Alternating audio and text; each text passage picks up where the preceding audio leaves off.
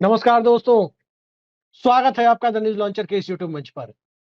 दोस्तों, बिहार कांग्रेस के तमाम बड़े नेता, 2 दर्जन से ज्यादा बड़े नेता दिल्ली पहुंचे हैं। राहुल गांधी के साथ प्रदेश अध्यक्ष, नए प्रभारी और पूरी टीम की मुलाकात होनी है। कांग्रेस कैसे चलेगी? एकला चलो रे चलेगी या राजद के साथ चलेगी? संभावना है राजद के साथ ही चलेगी। सारी रणनीतियों पर चर्चा होगी। इस बीच गृह मंत्री अमित शाह भी बिहार जा रहे हैं। पटना और गोपालगंज का उनका कार्यक्रम है। लेकिन बिहार विधान परिषद में नीतीश कुमार आज एक बार फिर गुस्सा हो गए। नीतीश कुमार गुस्सा पहले टीवी पर कहते थे, टीवी की एंकरियों से जब बात करते थे पहले वो, तब वो कहते थे कि हम कहाँ गुस्सा होते हैं, हम तो पुड़िया बड़ा अच्छा बनाते थे। उनके पिताजी वैद्य थे, तो जिक्र करके बोल रहे पुड़िया बड़ा अच्छा बनाते थे, क्योंकि कोई फेंक भी देगा तो खुलेगा नहीं। और बड़ा बहुत अच्छे से बातें करते थे। लेकिन वही नीतीश कुमार बमक गए हैं। और क्या लिखा हुआ था राजद के एक विधायक के टी शर्ट पर, और जिसको नीतीश कुमार ने अपनी मुंह से इस अंदाज में बोला है जिससे लग रहा है कि भारतीय जनता पार्टी का बिहार में चुनावी सिराजा बिखर सकता है। क्या नीतीश कुमार जानबूझकर भाजपा आरक्षण चोर पार्टी है इसको और प्रचारित करवा रहे हैं? जरा सुनिए नीतीश कुमार ने क्या कहा है। पहले हम विधानसभा में देखे, यहां देखे, आज तक कभी नहीं था। वो खड़ा हो ना, अरे वो खड़ा हो ना।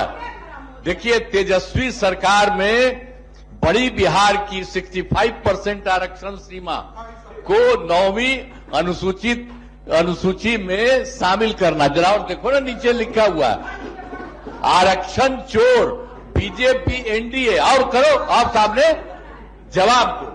ये इन्हीं लोगों का पार्टी जो है। अरे बैठो ना, तोरा कौन चीज, तोरा कौन चीज, सुन लीजिए, तेरा हस्बैंड का है, तोरा कौन चीज है, बैठा तू, तोरा कौन चीज जो है सो हस्बैंड का है। तो बड़ा देख लीजिए सबको। हम वहां भी देखे, एक सुनिए, हुए मैंने पहले ही ऐसे ने कहा है, है। जब माननीय मुख्यमंत्री जब बोलने लगे उस समय आप लोग बैठ जाइए। नहीं तो यही हम कहे कि काहे के लिए सब खड़ा होकर कोई आप जरा सोच लीजिए, जरा सोच लीजिए कि सब लोगों को कहा कि यही पहन के चलो, तो ये लोग पटिया में रहता। ऐसा तो कोई पार्टी में इस तरह का नहीं किया है। अकेला एगो इसी का है, इसके हस्बैंड। जी हाँ, तो आपने देखा, गरम हो रहे हैं वो राजद के लोगों पर, गुस्सा हो रहे हैं राबड़ी देवी पर। और भाषा भी उनकी पहले जितनी परिष्कृत थी उतनी परिष्कृत अब है नहीं। भाषा कम से कम ऐसी है जो जिसे आप कह सकते हैं नीतीश कुमार की भाषा नहीं है। लेकिन जिस अंदाज में राजद विधायकों के द्वारा विधानसभा और विधान परिषद में जो टी शर्ट पहन कर आए थे, उसमें टी शर्ट में नीचे तक की लाइन को बोल रहा है ऊपर करो। और देखो क्या लिखा हुआ है, भाजपा आरक्षण चोर पार्टी है। इन सब चीजों का प्रचार नीतीश कुमार अपने मुंह से करवा कर क्या बिहार की जनता के दिमाग में ये भर रहे हैं कि आरक्षण चोर पार्टी है, इसलिए आरक्षण का समर्थन करने वाली पार्टियों के खिलाफ चिराग मॉडल लगा देती है, तो किसी के खिलाफ ईडी भेज देती है। क्या है नीतीश कुमार की मंशा? ऊपर से जब गुस्सा होते हैं तो सदन में इसके पहले भी कहते थे भाई समान दोस्त का बेटा है, गुस्से में कहते थे और गुस्से में प्यार भी जताते थे। तो क्या आज गुस्से में नीतीश कुमार ऊपर से राजद पर गुस्सा और अंदर से बीजेपी को एक्सपोज तो नहीं कर रहे हैं? क्या कर रहे हैं वो नीतीश कुमार ही जाने। या तो नीतीश कुमार जानते हैं या फिर नीतीश कुमार को सबसे करीब से रीड करने वाले पत्रकार हमारे वरिष्ठ साथी ऋषि मिश्रा जी जानते हैं। तो सीधे ऋषि मिश्रा जी के पास चलते हैं। ऋषि जी, बहुत बहुत स्वागत है आपका। लेकिन जरा हमारे दर्शकों को आप बताइए, ऊपर से तो दिख रहा है कि नीतीश कुमार राबड़ी देवी पर गुस्सा हो रहे हैं। राजद विधायक टी शर्ट पहन के आ गए हैं, वो हरे रंग का टी शर्ट, हरे रंग का टी शर्ट पहन के आए हैं। और क्या लिखा हुआ है, ऊपर की लाइनें पढ़ के नहीं छोड़ रहा है, जो टेबल के नीचे दब जा रहा है उसको भी कह रहे हैं ऊपर उठाओ। और तब वो टी शर्ट, वो विधायक भी उन्हीं के इशारे पर ऊपर उठा रहा है। और टी शर्ट वो ऊपर उठा रहा है तो पढ़ रहे हैं भाजपा आरक्षण चोर पार्टी। अब बताइए, ये मुझे एक टीवी शो की याद आती है 2-3 महीने पहले की। उस टीवी शो में राहुल गांधी के बारे में अमित शाह कुछ कह रहे थे, और मौजूद लोगों में से भी बहुतों को जानकारी होगी, तब पीछे से एक आदमी खड़ा होता है तो कहते हैं हाँ जी उनको माइक दीजिए, उनको बोलने दीजिए। मतलब वो एक्सपोज करा रहे थे अमित शाह कि राहुल गांधी की के के ऊपर एक तरह से आरोप लगवा रहे थे किसी से, अपने मुंह से ना लगाकर किसी और के मुंह से, ऐसा हो रहा था। तो क्या आज विधान परिषद में ये टी शर्ट में जो नीचे नहीं दिख रहा है, जानबूझकर ऊपर कराकर नीतीश कुमार क्या ये प्रचारित करा रहे हैं कि भाजपा आरक्षण चोर पार्टी है? ये माजरा क्या है? क्योंकि नीतीश कुमार है, जान लीजिए। इसलिए सीधी उंगली जो है, मुझे पटना के एक पत्रकार ने ऋषि जी बताया आज, जब ये घटना मैंने देखी तो उन्होंने ही अमित शाह वाली घटना याद दिलाई, वो एक टीवी इंटरव्यू वाली, जो एक भीड़ से एक आदमी को खड़ा कराया गया था। तो मुझे उन्होंने कहा कि नीतीश कुमार यदि कह रहे हैं कि वो पश्चिम में जा रहे हैं, तो पश्चिम में उनको ढूंढने जाइएगा तो नहीं मिलेंगे, पश्चिम छोड़ के बाकी तीनों दिशाओं में ढूंढेंगे तो हो सकता है कहीं मिल जाए। क्या लग रहा है आज के विधान परिषद के एक एक सेकंड की बाइट के माइक्रो एनालिसिस जो आप करते हैं, उसके बाद क्या दिखाई दे रहा है? देखिए, सबसे पहले तो नीतीश कुमार ने जो जिस भाषा का प्रयोग किया है, खासकर राबड़ी देवी के लिए, पूर्व मुख्यमंत्री राबड़ी देवी पूर्व मुख्यमंत्री रही हैं बिहार की, लालू यादव की पत्नी है, भाई समान दोस्त की पत्नी है, और उम्र में भी और राजनीतिक जीवन में भी लालू यादव नीतीश कुमार के सीनियर रहे हैं।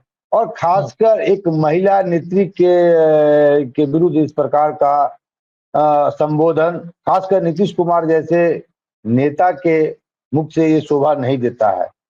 आप राजनीतिक जीवन में हैं और राजनीतिक जीवन में जो आपका आचरण संसदीय होना चाहिए, शब्दों का मर्यादा जो है उसका पालन करना चाहिए। और जो तू तराक, हालांकि वो मगही में बोल रहे थे, लेकिन जिस प्रकार से उनका जो शब्दावली और शब्द था राबड़ी देवी के लिए, वो सही नहीं था। और नीतीश कुमार तो अपने अच्छे आचरण के लिए जाने जाते हैं। नीतीश कुमार गंभीर नेता माने जाते हैं, उनकी भाषा शैली की मिसाल दी जाती थी। हाँ, बड़े नेताओं और शालीन नेता है। लेकिन नीतीश कुमार का यदि आप याद करें, उनके पूरे राजनीतिक जीवन को देखें, तो शालीन और शिष्ट और नपे तुले शब्दों का इस्तेमाल करने वाले नेता माने जाते रहे हैं। लेकिन इन दिनों नीतीश कुमार को ऐसा क्या हो गया है, खासकर जब वो विधानसभा में, विधान परिषद में ऐसा कुछ होता है तो उतावला हो जाते हैं और ऐसे शब्द और शब्दावली का इस्तेमाल करते हैं जो उनको अपने जो विपक्षी पार्टी के जो नेता हैं या नेत्री हैं उनके विरुद्ध नहीं करना चाहिए। खासकर राबड़ी देवी तो बिहार के मुख्यमंत्री रही हैं, लालू यादव की पत्नी है, नेता प्रतिपक्ष की माँ है, तो ऐसे शब्दों से बचना चाहिए। जहां तक नीतीश कुमार ने राजद के विधायकों को या नहीं एमएलसी को, विधान पार्षद को खड़ा कराया, विधान पार्षद को खड़ा करके, तो मुझे तो ऐसे हंसी आ रही थी जैसे हेडमास्टर अपने बच्चे को या शिक्षक अपने बच्चे को, स्टूडेंट को खड़े करके बताते हैं कि हाँ कॉपी में क्या लिखा है, ऊपर में क्या लिखा है, नीचे में क्या लिखा है, थोड़ा कॉपी और ऊपर करो। उसी प्रकार से एक तरह से वो डायरेक्शन दे रहे थे राजद के विधान पार्षदों को, वो विधायक फॉलो कर रहे थे विधान पार्षद। और सबसे बड़ी बात यह है कि भाजपा आरक्षण चोर है, और ये वीडियो हर जगह वायरल होगा। आज शाम से लेके देर रात तक जितने भी प्राइम टाइम डिबेट है, मुझे लगता है कि अधिकतर चैनलों पे नीतीश कुमार को लेकर चर्चा होती है। ये वायरल जो है तमाम चैनलों में चलेगा, ये वीडियो जो है कट होके तमाम चैनलों में चलेगा। तो कहीं न कहीं नीतीश कुमार एक तीर से कई शिकार करना चाहते हैं। एक तरफ मतलब विपक्ष को भी घेरना चाहते हैं, दूसरी तरफ भाजपा को भी कटघरे में खड़ा करना चाहते हैं कि आरक्षण को लेकर जो आपका स्टैंड है वो कहीं न कहीं ढुलमुल नीति वाली है। हालांकि इसमें नीतीश कुमार अपने आप पे भी सवाल उठा रहे हैं। जैसे वक्फ बोर्ड वाले मामले में इन्होंने जो स्टैंड लिया, आपने देखा कि जितने जो मुस्लिम धर्मगुरु हैं या मुस्लिम ऑर्गेनाइजेशन है, इनके इफ्तार पार्टी का एक तरह से खुलेआम बहिष्कार किया था। सवाल ये उठता है कि यदि आप चाहते हैं कि जो आरक्षण की सीमा जो है 65% बढ़ा के और उसको 9वीं अनुसूची में डलवाया जाए, तो फिर जेडीयू क्यों चुप है? एक तरफ आप भाजपा को ये दिखा रहे हैं विधानसभा में कि भाई टी-शर्ट ऊपर करो, राजद के जो विधान पार्षद है उनको कि उसमें ये लिखा हुआ है कि भाजपा आरक्षण चोर है, तो आप भी उसी आरक्षण चोर का साथ दे रहे हैं ना नीतीश कुमार। जेडीयू जो है उसी आरक्षण चोर के साथ गठबंधन में है। तो एक तरफ आप भाजपा को घेर रहे हैं, कहावत है कि एक उंगली आप दूसरे को दिखाइएगा तो चार उंगली आपको खुद आपकी तरफ इंगित करता है। तो वही स्थिति मुझे लगता है नीतीश कुमार की है और जेडीयू की है। जी ऋषि जी एक बात बताइए, ऋषि जी एक बात बताइए, जैसे आप और हम अपने अपने घर से दिल्ली में ही हैं, जुड़े हुए हैं, आपके बंडी का, सदरी का आपका जो है ऊपर के 2 बटन मुझे दिख रहे हैं। अगर उस पर कुछ लिखा होता, आपका पॉकेट भी दिख रहा है मुझे। अब उसके नीचे अगर कितने बटन है तो मैं आपसे जानना चाहूंगा, तो आपको बोलूंगा, अगर जानना होता मुझे, तब हम कहते कि अरे ऋषि भाई आप उठाइए अपनी सदरी को ऊपर कीजिए और आप उसको फॉलो करने लगिए। वो विपक्ष का विधायक है, वो विपक्ष के विधान पार्षद है, जिनको उन्होंने कहा खड़े हो जाओ, वो खड़े हो गए। और फिर उसके बाद कहा टी शर्ट के ऊपर की लाइन पढ़ ली, और फिर उसके बाद कहा जो नीचे जो भाजपा आरक्षण चोर लिखा हुआ था, भाजपा एनडीए आरक्षण चोर, वो नीचे लिखा हुआ था, दिख नहीं रहा था, उसको नीतीश कुमार ने फिर कहा कि ऊपर उठाओ, और वो ऊपर उठा के फिर पढ़ रहे हैं, वो लाइन पढ़ रहे हैं। और वो विधान पार्षद ऐसे लग रहा है कि नीतीश कुमार की पार्टी के हैं, जैसे जैसे कर रहे हैं वैसे आंख मूंद करके वो टी शर्ट अपना ऊपर उठाए जा रहे हैं। क्या ये लगता है? जैसे बिल्कुल वैसा ही ऋषि जी, राहुल गांधी, सॉरी अमित शाह, एक टीवी इंटरव्यू में आपको मैंने कहा अभी, याद होगा, कैसे एक दर्शक को पीछे से कहते हैं उनके पास माइक ले जाओ, क्योंकि उस दर्शक को, लोगों को भी देख के लगा कि प्लांट किया गया होगा शायद, और उससे उसके मुंह से कुछ निकलवाना था। तो मुख्य विपक्षी दल का विधायक यदि नीतीश कुमार के इंस्ट्रक्शन को फॉलो कर रहा है, और मीडिया में चर्चा होगी, चर्चा क्या होगी कि नीतीश कुमार ने राबड़ी देवी को कुछ कह दिया, निश्चित तौर पे कह दिया, लेकिन कहीं ऐसा तो नहीं है कि नीतीश कुमार अपने मकसद में कामयाब हो रहे हैं कि भाजपा आरक्षण चोर पार्टी है, इस शब्दावली का प्रचार ज्यादा से ज्यादा हो? ये समझना नहीं, कोई नीतीश कुमार है, वो उल्टी चाल ज्यादा चलते हैं। देखिए, मैंने शुरू में ही कहा कि जब किसी राज्य का मुख्यमंत्री, वो भी नीतीश कुमार जैसा नेता का वीडियो कोई वायरल होगा, वो भी विधान परिषद में वो कुछ कह रहे हैं, वो भी अपने विपक्ष के विधान पार्षदों को संबोधित करते हुए कह रहे हैं, डायरेक्शन देते हुए कह रहे हैं, टी शर्ट उठाने की बात कह रहे हैं, और टी शर्ट में तमाम स्लोगन्स लिखे हुए थे। उस स्लोगन्स को एक तरह से नीतीश कुमार ने दोहराया, जो राजद के विधान पार्षदों ने लिख के लाया था। मूल सवाल वो नहीं है, मूल सवाल ये है कि राजद का विधान पार्षद, उनके इंस्ट्रक्शन को वो फॉलो कर रहे हैं, वो कह रहे हैं, वो अपना टी शर्ट उठाए जा रहे हैं। वही चीज तो आपको समझाने का प्रयास कर रहा हूं। ये क्या है? तो वही चीज तो कह रहा हूँ। आप मैं वही चीज तो कह रहा हूँ कि जो राजद के एमएलसी हैं, अपने विरोधी दल के जो नेता है, मान लीजिए एमएलसी, जो राजद के जो विरोधी दल तो एनडीए वाले हुए, तो जो विरोधी जो दल के जो नेता नीतीश कुमार है, मुख्यमंत्री है, उनके इंस्ट्रक्शन को क्यों फॉलो कर रहे हैं जी? और मैं देखिए मन में क्या है, मैं ये मतलब एक एनालिसिस का विषय है, लेकिन मेन जो पॉइंट है उसको समझने का प्रयास कीजिए कि यदि नरेंद्र मोदी कोई पार्लियामेंट में कोई ऐसा बयान देते हैं जो वायरल हो जाए, और अपने सहयोगी को एक तरह से वो कटघरे में खड़ा कर रहे हो, तो सहयोगी को एक तरह से वो पब्लिक डोमेन में ला रहे हैं ना कि भाई इस विषय पे ये इनका ये स्टैंड है। उसी तरह भाजपा का आरक्षण को लेकर, खासकर बिहार में जो 65% आरक्षण सीमा बढ़ाई गई, उसको लेकर भाजपा का क्या स्टैंड है, उसको इंगित करते हुए नीतीश कुमार ने विरोधियों के शब्द और शब्दावली को अपने मुख से रखा। तो ये तो वायरल तो होगा ही ना। मैं तो वही चीज कह रहा हूँ। ऋषि जी एक बात बताइए, संसद की कार्रवाई हम लोगों ने भी कवर की है, देखी है, आपने भी देखी है। संसद में मान लीजिए कि नरेंद्र मोदी मनोज तिवारी को कहे खड़ा हो जाओ, तो उनकी पार्टी के वो खड़े हो जाएंगे, वो कहेंगे कि उल्टा जो है पैर की जगह हाथ पे ही खड़े हो जाओ, तो हो सकता है वो भी खड़े हो जाए, योगा करने लगे वहां। लेकिन यदि नरेंद्र मोदी कोई इंस्ट्रक्शन खड़े होने के लिए महुआ मोइत्रा को दे या गौरव गोगोई को दे, तो कोई भरोसा करेगा कि उनके इंस्ट्रक्शन को कहे गौरव गोगोई या महुआ मोइत्रा को किया खड़ा हो जाओ, तो वो खड़े हो जाएंगे? सवाल ही पैदा नहीं होता है। वही स्थिति है, राजद के विधायक को नीतीश कुमार कह रहे हैं, वो आंख मूंद के फॉलो कर रहे हैं। ऐसा लगता है कि उनकी पार्टी के नेतृत्व ने ही कहा हो कि नीतीश कुमार आज ये बोलेंगे, तुमको खड़ा कराएंगे, तुम खड़े हो जाना।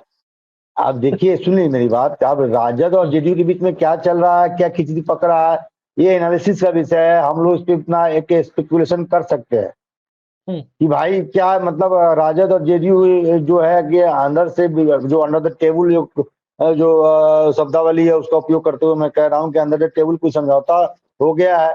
क्या नीतीश कुमार राजद के बहाने बीजेपी को कटघरे में खड़ा करना चाहती है, खासकर वो भी रिजर्वेशन वाले मुद्दे पे। लेकिन पब्लिक इतना मूर्ख नहीं है। यदि आप बीजेपी के साथ यदि हैं रिजर्वेशन वाले मामले में, तो आपका स्टैंड क्या है? आपके प्रवक्ता क्यों नहीं बोलते हैं टीवी डिबेट से लेकर तमाम कि भाई नीतीश ये 9वीं अनुसूची में डलवाइए, आपके बलबूते केंद्र की सरकार है, आपके ही बलबूते केंद्र की सरकार है। तो नीतीश कुमार एक तरफ से बीजेपी को चोर भी कह रही है, अब बीजेपी पर दबाव भी बना रही है, एक्सपोज भी करवाए, एक्सपोज भी करवा रही है। तो ये public double twin character JDU का पब्लिक नहीं देख रही है क्या? जी, पब्लिक इतनी मतलब अनमेच्योर है क्या? एक तरफ आपको गठबंधन भी चाहिए, सत्ता भी चाहिए। एक तरफ उस जिसके सहारे सत्ता में है, एक चाहे जेडीयू हो या बीजेपी हो, मतलब जेडीयू को बीजेपी की दरकार है राज्य में, और केंद्र में बीजेपी को जेडीयू की दरकार है। बिहार में जेडीयू को बीजेपी की दरकार समर्थन है, बीजेपी के समर्थन से नीतीश कुमार सीएम है। और इधर गलवैया भी कीजिएगा, एक दूसरे को चोर भी कहिएगा। तो पब्लिक इतना मूर्ख नहीं है। यही चीज दिखाई दे रहा है कि बीजेपी के साथ नीतीश कुमार है, और जितना ज्यादा इस बात का प्रचार होगा, मतलब राजद के लोग टी शर्ट पहन के आए विधानसभा में, नीतीश कुमार ने देखा, विधान परिषद में भी देखा, और राजद के लोग टी शर्ट पहन करके जितना प्रचार नहीं करा पाए, नीतीश कुमार को लगा होगा शायद कि ये लोग जो कहना चाहते हैं प्रचार नहीं करा पा रहे हैं, तो रुको इसी का प्रचार हम ही करा देते हैं खड़ा करा के किसी को। मैंने तो कहा ही कि जब ये बाइट सर्कुलेट होगा तो वायरल होगा, और वायरल होगा तो उसमें बार बार ये चलेगा, भाजपा आरक्षण चोर, भाजपा आरक्षण चोर, भाजपा आरक्षण चोर। नीतीश के मुंह से निकला भाजपा आरक्षण। आपने अपने कार्यक्रम में भी चलाया, तमाम जो संस्थाएं हैं, क्योंकि खबर है तो पत्रकार चलाएंगे, एनालिसिस करेंगे, बातचीत करेंगे। तो जैसे जैसे खबर स्प्रेड आउट होगा तो लोगों के जनमानस में ये बात जाएगा कि भाजपा का रिजर्वेशन को लेकर क्या स्टैंड है। लेकिन सवाल ये उठता है कि जिसका स्टैंड रिजर्वेशन को लेकर डाइल्यूट है, मतलब एक तरह से वो विरोध कर रहे हैं, उसी के साथ से तो आप राज्य में मुख्यमंत्री हैं, क्यों नहीं उस सत्ता को लात मार देते हैं? जी, तो आपको सत्ता भी चाहिए अभी, और अब सत्ता भी चाहिए और आपको विरोध भी करना है। वाह, अब पब्लिक इतना पागल है। पार्टनर को छोटा भी करना है, जैसे महाराष्ट्र में किया। बीजेपी की इच्छा थी सत्ता भी चाहिए, पार्टनर को छोटा भी रखना है, वही इच्छा नीतीश कुमार की। महाराष्ट्र का तो नाम नहीं लीजिए, वही देवेंद्र फडणवीस जब विपक्ष में थे और उद्धव ठाकरे सत्तासीन थे, तो एक कॉमेडियन ने कुछ कह दिया तो बोले कि ये व्यक्ति की आजादी पे कहीं न कहीं प्रहार है। आज वही एक कॉमेडियन ने सिंधे को कुछ कह दिया है तो उसके ऑफिस को तोड़ दिया गया है। तो कहाँ चलेगी अभिव्यक्ति की आजादी? ये डबल कैरेक्टर नेताओं का, विपक्ष में रहते हैं तो कुछ और, पक्ष में रहते हैं तो कुछ और। ये ट्विन कैरेक्टर, ये दोगलापन लाते कहां से हैं लोग? बिल्कुल बिल्कुल, आपने सही कहा। लेकिन ऋषि जी, आज कम से कम विधान परिषद में जो देखने को मिला है, सीधी सपाट नजरों से वो समझ में नहीं आएगा। वो ऋषि मिश्रा का माइक्रोस्कोपिक लेंस है जिसने अंदर की खबर को पकड़ लिया। हम शब्दों के लिए माफी मांगते हैं। दोगलापन मतलब ट्विन कैरेक्टर हुआ। ये ट्विन कैरेक्टर लाते कहां से हैं? जब विपक्ष में रहते हैं कुछ और बोलते हैं, पक्ष में आ जाते हैं कुछ और बोलते हैं। अभिव्यक्ति की आजादी कहां चली गई महाराष्ट्र में? अभिव्यक्ति की आजादी बिहार तक ही सीमित रखते हैं, अभी बिहार सेंट्रिक चर्चा है। तो अभिव्यक्ति की आजादी तो विधान परिषद में साफ एक चीज तो मानना होगा, सभापति भले ही अवधेश नारायण सिंह है विधान परिषद में, वो आसन से उनकी कही बात विपक्ष के लोग माने या ना माने, लेकिन नीतीश कुमार जो कहते हैं विपक्ष के विधायक आंख मूंद कर मान लेते हैं। जिसको कहते हैं खड़ा हो जाओ वो खड़े भी हो जाते हैं, जिसको कहते हैं टी शर्ट आधा दिख रहा है ऊपर लिखा हुआ और ऊपर उठाओ, ऊपर उठाते हैं वो टी शर्ट तो ऊपर जो है वो नीचे दिखाई देता है कि भाजपा एनडीए आरक्षण चोर। अब उसको पढ़ के भी लोगों को बताते हैं कि जिनको नहीं दिख रहा है वो भी जान ले क्या लिखा हुआ है। तो ये नीतीश कुमार की राजनीति को समझने वाले लोग, आज मैंने बात की ऋषि जी, आपको मैं बता दूं, एक एनेक्डोट बताता हूं। एक नीतीश कुमार और एनडीए के 2000 में बेहद करीबी नेता थे।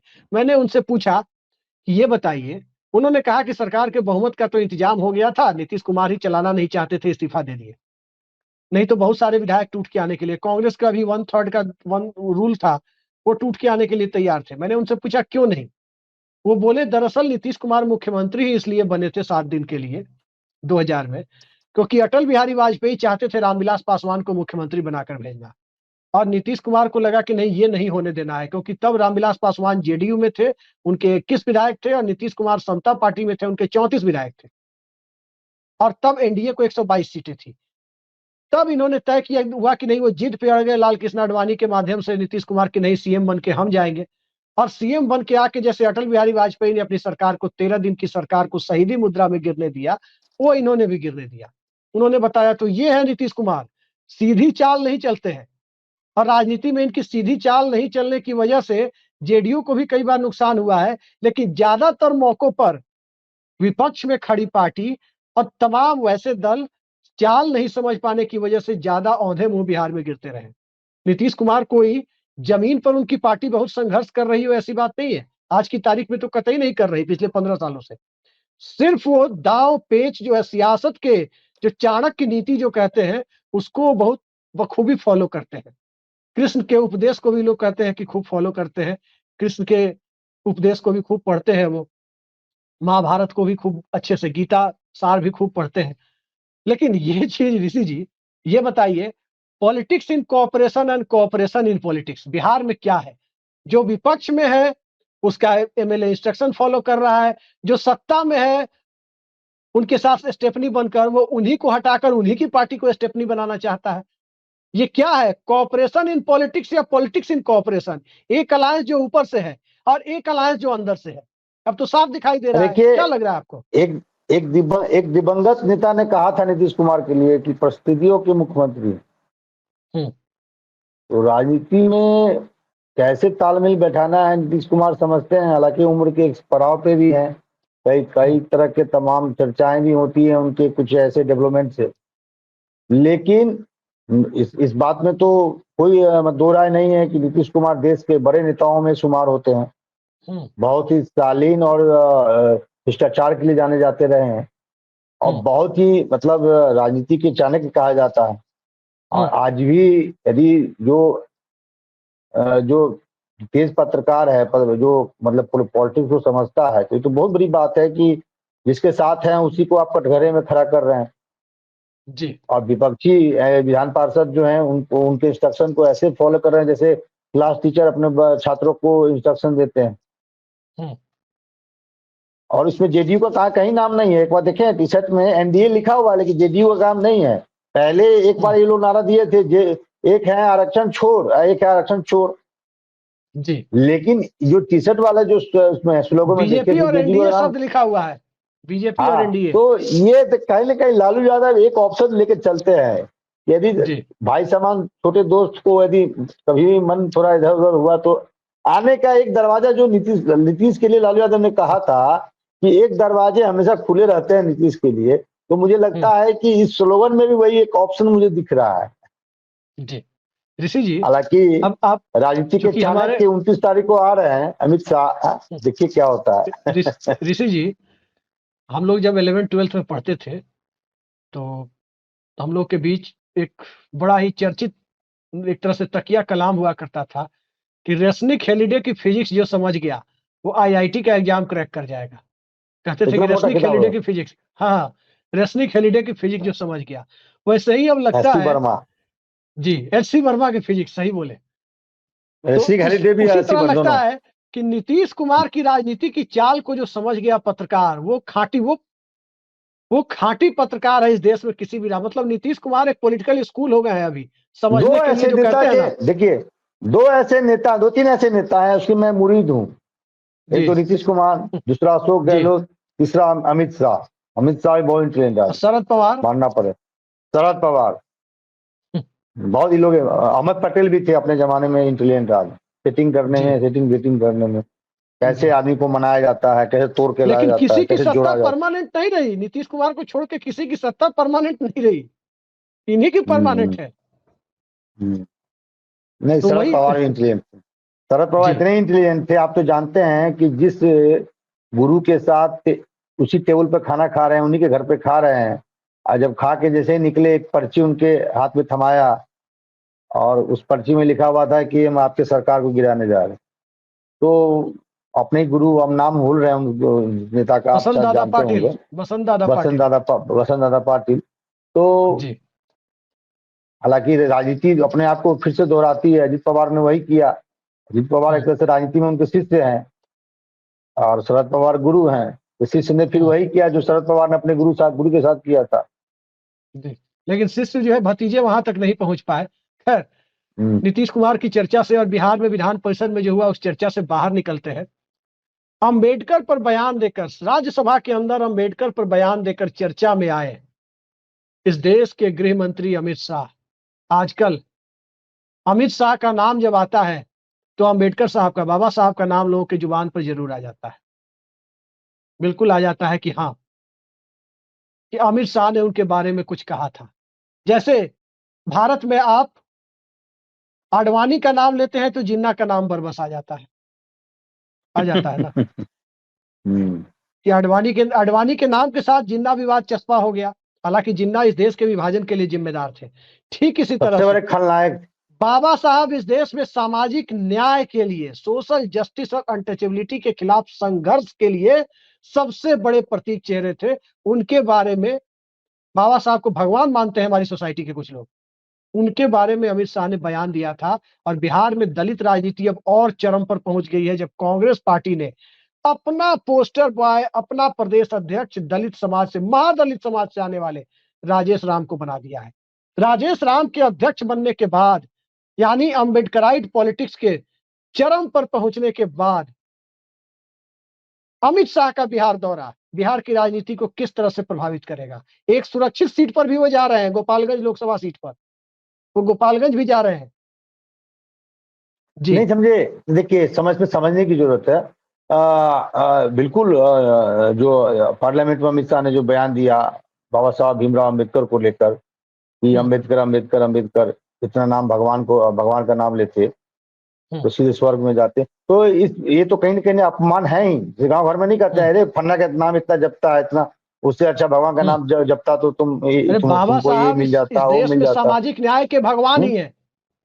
तो मैं वही चीज कह रहा हूँ ना। तो एक तरह से अमित शाह ने जो बाबा साहब भीमराव अम्बेडकर को लेकर जो कहा, एक तरह से उन्होंने उनका अपमान किया। अब बिहार के जो तमाम जो बाबा साहब अम्बेडकर के अनुयायी हैं, अमित शाह के जो बिहार दौरे हैं 29 तारीख को, उसको कैसे लेते हैं। और आपने बहुत ठीक सही कहा कि वो गोपालगंज जा रहे हैं जो रिजर्व सीट है। और दूसरी तरफ ये देखिए कांग्रेस का जो लाइन है, और कहीं ना कहीं अब वो जो लाइन है वो दिख भी रहा है। कांग्रेस ने एक महादलित समाज से आने वाले व्यक्ति और बहुत शालीन और शिष्ट व्यक्ति को प्रदेश अध्यक्ष बनाया है। अब राजेश राम इस मुद्दे को कैसे भुनाते हैं, राजद कैसे भुनाती है, ये देखने वाली बात है। क्या नहीं, सवाल ये है ऋषि जी, नीतीश कुमार ने कहा, जो टी शर्ट पे लिखा हुआ था वो नीतीश कुमार ने पढ़ करके विधान परिषद में सुनाया कि भाजपा एनडीए आरक्षण चोर है। और आरक्षण देने का काम इस देश में सबसे पहले बाबा साहब के प्रयासों से हुआ था। बाबा साहब पर अमित शाह ने बयान दिया संसद में, जिसको लेकर बहुत सारे लोगों की ने आपत्ति दर्ज की थी, बहुत समाज सोसाइटी के बड़े सेक्शन ने। और वो अमित शाह अब इस तरह की परिस्थितियों में बिहार आ रहे हैं। मैं तो वही चीज कह रहा हूं, या वोट घटाएंगे? वोट तो घटाएंगे, लेकिन वोट घटाने के लिए नैरेटिव बनाना पड़ता है ना। वोट बढ़ाने घटाने के लिए नैरेटिव करना पड़ता है जी। विपक्ष को ऐसा लगता है कि इनके बयान से कहीं ना कहीं बाबा साहब भीमराव अम्बेडकर का अपमान किया अमित शाह ने, तो उस चीज को आपको ग्राउंड तक ले जाना होगा ना जी। भले मैंने कुछ ऐसा गलत काम किया है तो उसके विरुद्ध में प्रोटेस्ट होना चाहिए ना।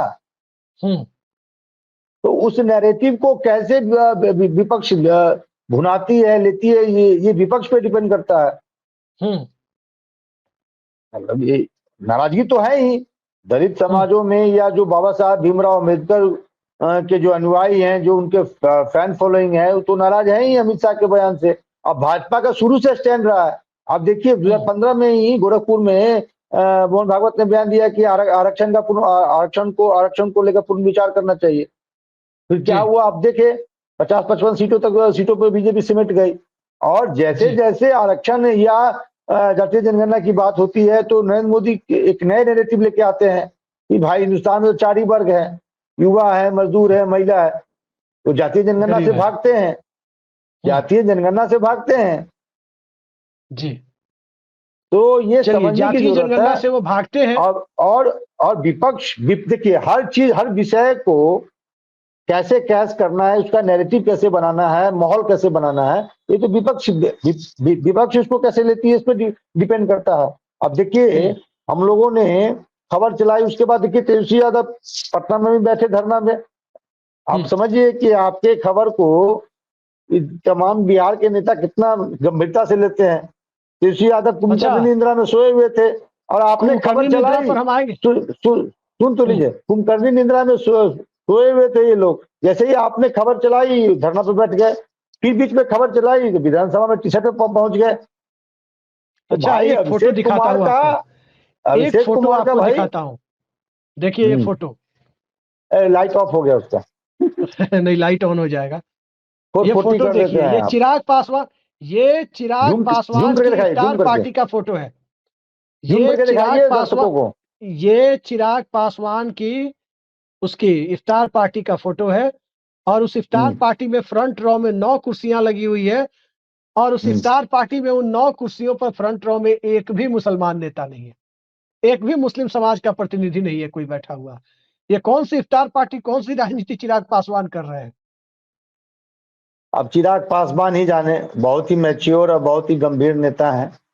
किस प्रकार से गंभीरता पूर्वक राजनीति कर रहे हैं, वही बताएंगे। जी। बड़े नेता हैं चिराग पासवान। चलिए, इफ्तार की चर्चा हुई तो एक इफ्तार की चर्चा थी कि अब्दुल बारी सिद्दीकी के यहाँ नीतीश कुमार जा सकते हैं, वो नहीं गए। लेकिन नीतीश कुमार के बेहद विश्वास पात्र विधान पार्षद हैं।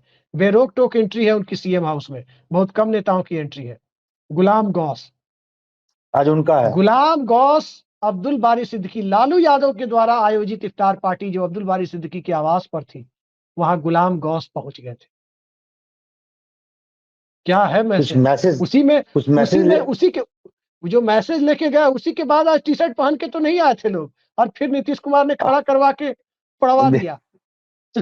हो सकता है मैसेंजर के रूप में गए हो, कोई भाई समान दोस्त ने बड़े भाई को पत्र लिखा हो या भतीजा को पत्र लिखा हो कि कल विधानसभा में ऐसे कर रहा है तुम लोगों को। गाइड भी तो करते रहते हैं नीतीश कुमार। आप बात समझिए, जब तेजस्वी यादव कुछ खा रहे थे तो नीतीश कुमार ने टोका, क्या खा रहे हो, गुटखा तो नहीं खा रहे हो? फिर तेजस्वी यादव कहा नहीं ये जो चॉकलेट खा रहे हैं। फिर दाढ़ी बढ़ा के जब आए तेजस्वी यादव तो फिर नीतीश कुमार ने डांटा है गार्जियन की तरह, दाढ़ी क्यों बढ़ाए हो, शेविंग क्यों नहीं करते हो, या दाढ़ी है तो कटिंग करके क्यों नहीं रखते हो?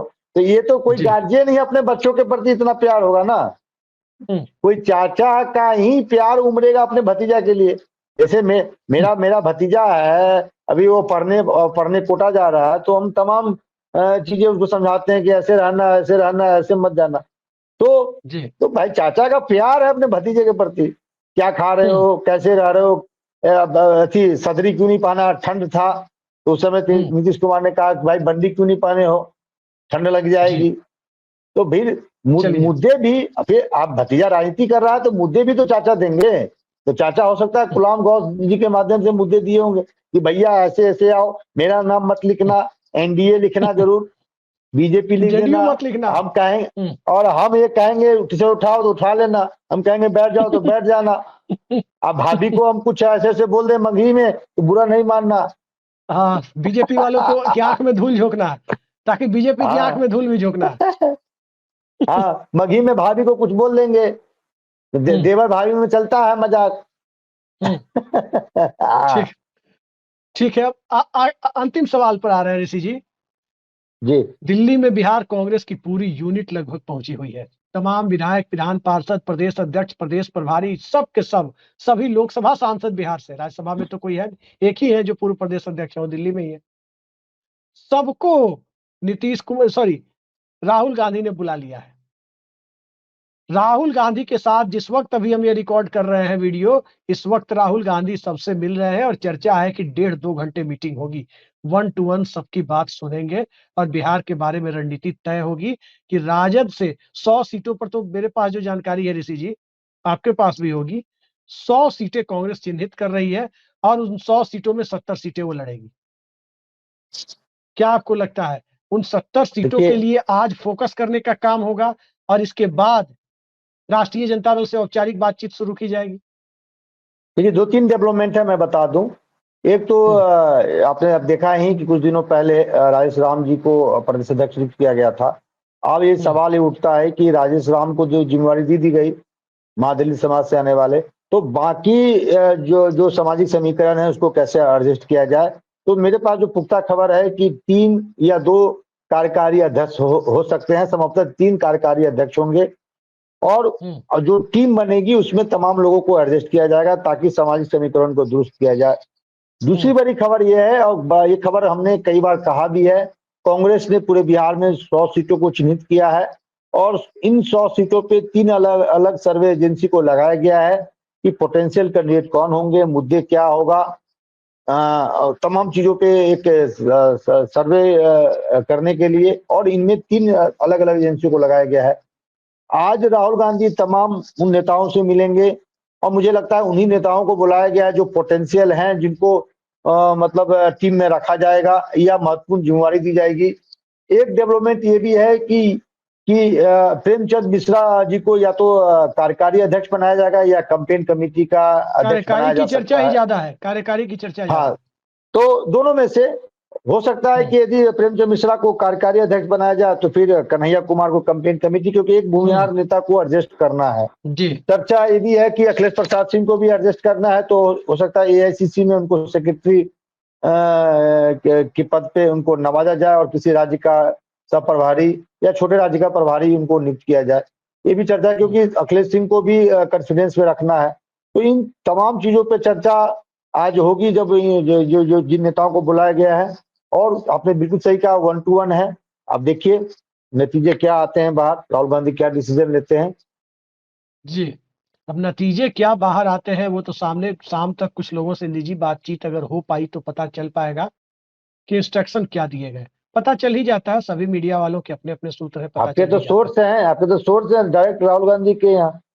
नहीं, हमारे कोई सोर्स, देखिए अब ऐसे आरोप मत लगाइए हमारे ऊपर, हमारे सोर्स अरे पत्रकार के सोर्स नहीं है तो फिर पत्रकार, मैं एक बात बता दूं, यदि पत्रकारों के सोर्स नहीं है तो फिर पत्रकार नहीं है। नहीं, सोर्स कहने का मतलब कि हाँ, सूचनाएं मिल जाती है सब जगह से, कांग्रेस हो बीजेपी हो।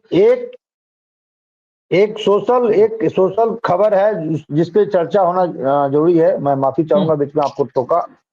पीएमसीएच में किडनी रैकेट का जो भंडाफोड़ दैनिक भास्कर ने आज किया है, ये अपने आप में बिहार सरकार पे करारा तमाचा है।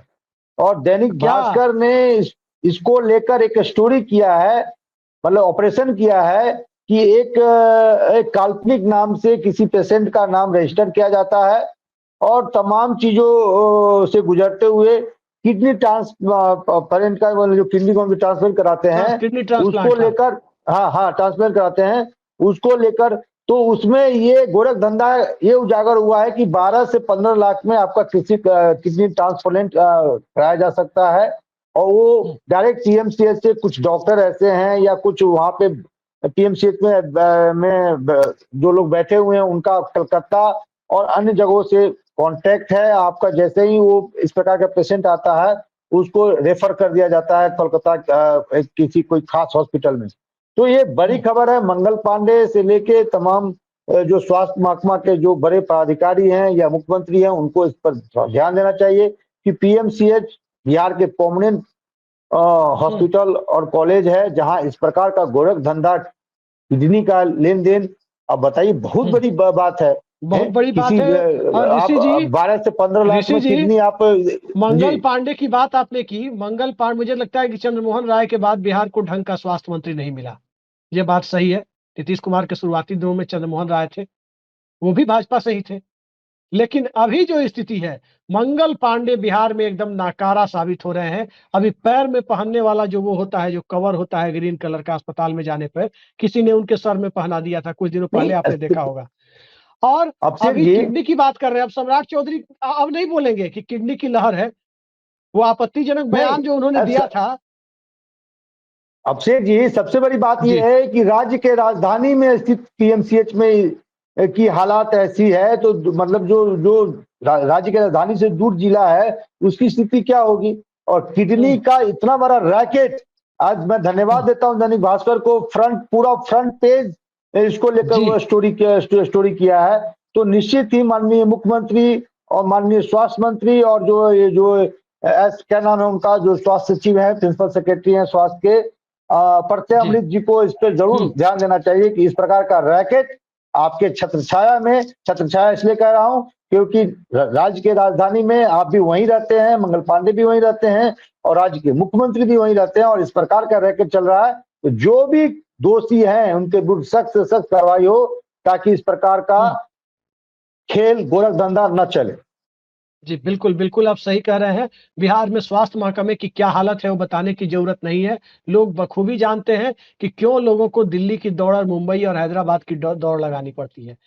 खैर, बिहार की राजनीति में जो दिख रहा है, क्या नीतीश कुमार ही भारतीय जनता पार्टी को एक्सपोज कर रहे हैं? जहां राजद पिछड़ रही है, वहां नीतीश कुमार आगे बढ़कर के उस भूमिका को अपने हाथ में ले रहे हैं। क्या यही बिहार की राजनीति में कोऑपरेशन इन पॉलिटिक्स है या पॉलिटिक्स इन कोऑपरेशन है? राजनीति में सहयोगात्मक रवैया है या सहयोगात्मक रवैये में राजनीति है? ये सवाल मैं अपने दर्शकों पर छोड़ता हूं और उसका जवाब कमेंट बॉक्स में मुझे उम्मीद है कि दर्शक देंगे कि आखिर कौन सी राजनीति बिहार में चल रही है। आज की इस बेहद सार्थक चर्चा में जुड़ने के लिए ऋषि जी आपने समय निकाला, बहुत बहुत धन्यवाद आपका। नमस्कार।